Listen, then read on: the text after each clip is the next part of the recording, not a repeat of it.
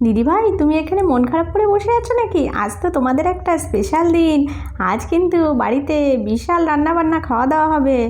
কী যে বলিস না ছোট, কটা বাজে বলতো? এখনও তো দাদা ঘুমোচ্ছে, ঘুম থেকে ওঠার নামই নেই।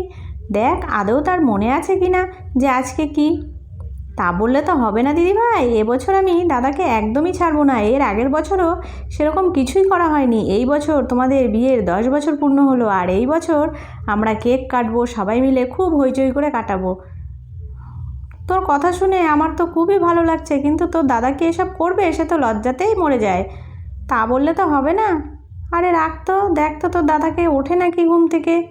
এ বাবা, রান্নাঘরে তো কেউ নেই। মাকে আজকে রান্নাবান্না কিছুই করবে না? এদিকে তো খিদে পেয়ে গেল, যাই দেখি তো মার কাছে যাই তো। প্রচণ্ড খিদে পেয়ে যাচ্ছে। ও মা, রান্না করবে না নাকি? খুব তো খিদে পেয়ে গেছে। আজকে তোমার মা বাবার বিবাহবার্ষিক, আজকে বাড়িতে দারুণ দারুণ রান্না হবে। দাঁড়াও দাঁড়াও, একটু ওয়েট করো, আগে তোমার বাবা উঠুক, তারপরে দেখাচ্ছি আজকে কি করি আমি, দেখো। এই মিষ্টি দিদি, বিবাহবার্ষিকটা মানে কি রে জানিস তুই? আজকের দিনে কি মা বাবার বিয়ে হয়েছিল? আরে হ্যাঁ রে, আজকের দিনে আমার মা বাবার বিয়ে হয়েছিল। আরে কই গো, কই গো, আমি বেরোচ্ছি কিন্তু। হ্যাঁ, বন্ধুদের সঙ্গে আজকে একটু একদিনের ঘুরতে যাওয়া আছে। সে কি দাদা ভাই, এটা তো ভারী অন্যায়। তুমি জানো না আজকে তোমাদের বিবাহবার্ষিক? আজ তোমার কোথাও যাওয়া হবে না। ছোট ছেড়ে দে, তো দাদা আগাগোড়াই এরকম।